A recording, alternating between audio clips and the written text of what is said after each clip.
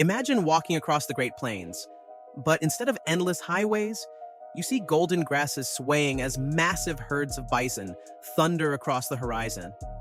That was North America just a few centuries ago, a place so rich in life it practically breathed. The plains were home to an intricate ecosystem, a living landscape that hummed with life in every corner. Fast forward to today, and that picture is nearly gone, unfortunately. The soil is disappearing. The land is drying up. Experts say we've already lost over half the healthy prairie soil. It's hard to imagine that the vibrant, thriving landscapes of the past could ever return. But what if the secret to healing our land is not some fancy tech or expensive chemicals? What if it's the very animal we nearly wiped out, the American bison? Yes, those shaggy, horned giants. Bisons are large, powerful herbivores native to North America and Europe, known for their distinctive hump and thick fur. They graze on grasses and are essential for maintaining the health of prairie ecosystems. Turns out they might be our best shot at restoring what we've broken. Not just because they're majestic, but because they're nature's original land engineers, and science is starting to prove it. This is the story of how bison, once hunted to near extinction, are now being reintroduced across America, and how they're doing something incredible, healing the land, one hoofprint at a time. Once upon a time, North America was a land of abundance. The Great Plains alone stretched over 170 million acres. At the heart of this ecosystem were the bison. These animals weren't just roaming the landscape, they were the landscape. Bison grazed in distinctive ways that helped grasses grow back faster and stronger. Their hooves churned the soil, letting in water and air. Their waste acted as a natural fertilizer. But then came the 1800s. In just a few decades, bison were slaughtered by the millions. In their place, we brought in cattle. But cattle don't graze like bison. They tend to stay in one place too long, overgrazing, compacting the soil, and stripping it of life. Combine that with industrial farming, monoculture crops, and heavy tilling, and the once rich prairies became dry, brittle, and prone to erosion. In 1930, this all came to a head with the Dust Bowl, a massive environmental disaster where huge clouds of topsoil literally blew away in the wind. People lost their farms, towns were buried, the land was left scarred and barren, never quite the same again. But here's the twist. Even now, decades later, that story isn't over. The damage was deep, but it wasn't permanent. And today, something unexpected is bringing that soil and that land back to life. And yes, it starts with the bison. In 1905, a small group of visionaries took the first step toward reversing this environmental disaster. They started with just 25 bison, 25 survivors of a species nearly wiped from the surface of the earth. These bison found refuge in Yellowstone National Park, a place that would become the beating heart of bison recovery in North America. It wasn't easy. At first, bison were still vulnerable, struggling to build up their numbers. But slowly, with care and conservation, their population began to grow. By the 1980s, things were looking brighter. Yellowstone's bison herd had increased from just 25 to nearly 1,000. Today, around 5,900 bison roam the park, strong, healthy, and thriving. But the story doesn't end in Yellowstone. Across America, the message was clear. Restoring the bison wasn't just about saving an iconic species, it was about healing an entire ecosystem. Conservationists and biologists began looking at new places to bring them back. And what they found was nothing short of extraordinary.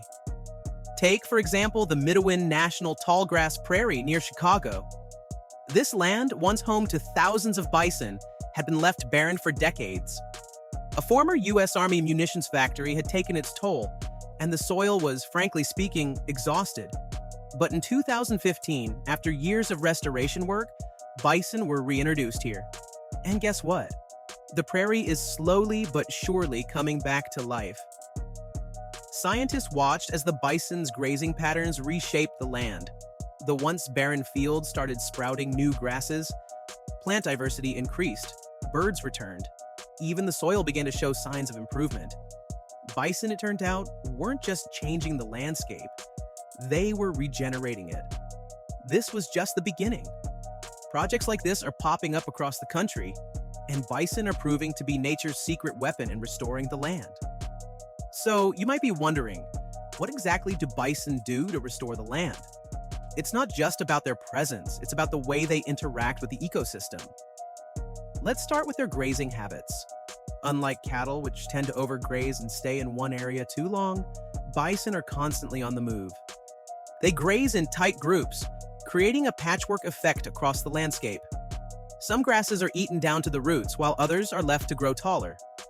This creates a variety of habitats perfect for a wide range of plant and animal species. And then there's the hoof action. Bison aren't just munching on grass, they're also working the soil. Their heavy hooves create small depressions in the earth, which trap water. During rainy seasons, these depressions fill up, creating small wetland areas. These wet spots, they become critical habitats for all kinds of wildlife, from frogs to birds. But that's not all. Bison also spread seeds.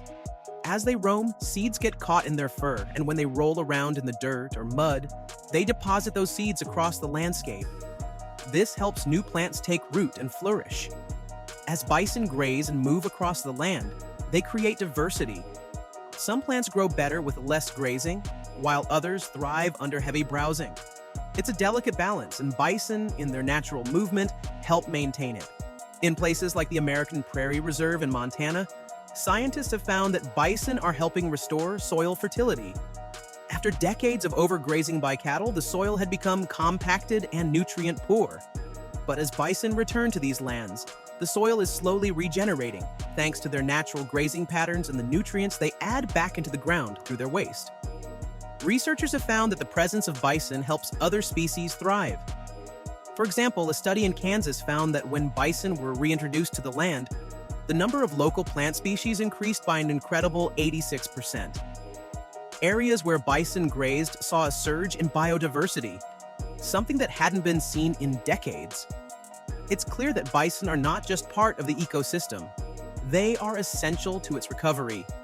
Without them, the grasslands and prairies would continue to degrade, losing not just biodiversity, but the resilience needed to survive future challenges like climate change. Now, after hearing all of this, you might be wondering, what does the future look like for bison and the land they help restore? The good news is that efforts to bring bison back to their native ranges are growing. While it's clear that bison alone can't fix everything, their presence is a crucial piece of the puzzle. One of the most prominent efforts is taking place in Yellowstone National Park. Back in the 1990s, Yellowstone's bison population was at an all-time low. Only 25 individuals were left in the park. That's a far cry from the 60 million that once roamed the plains. But thanks to a dedicated group of biologists, conservationists, and government agencies, Yellowstone's bison population has grown to around 5,900 by 2022. While that's still a small fraction of the historic numbers, it's a step in the right direction. The bison in Yellowstone have been integral to the park's ecosystem. Their grazing helps maintain the open spaces of the grasslands, which benefits a variety of other species, including birds and small mammals. The return of bison has also helped stabilize the soil and improve water retention, thereby leading to healthier vegetation and wildlife habitats.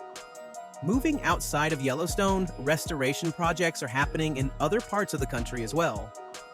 In the Chicago area, the Midewin Tallgrass Prairie has seen a remarkable transformation since bison were reintroduced in 2015. Once a barren landscape, this area is now thriving with diverse plant and animal life. These efforts aren't just happening in national parks or nature reserves. Private conservation organizations like the American Prairie Foundation in Montana are leading the charge in restoring large tracts of land to their natural state. And let's not forget about the work being done in Kansas at the KZA Prairie Biological Station. Scientists have been experimenting with how bison, along with smaller cattle, can help restore the local prairies. While these restoration projects are making significant progress, we must recognize that bringing bison back to their former ranges is a long-term commitment. It's not just about releasing a few herds into the wild and hoping for the best. Successful restoration requires careful planning, monitoring, and a commitment to managing these herds responsibly. We've seen what happens when we let nature work. Bison are proving that they are an essential part of the puzzle when it comes to restoring the land.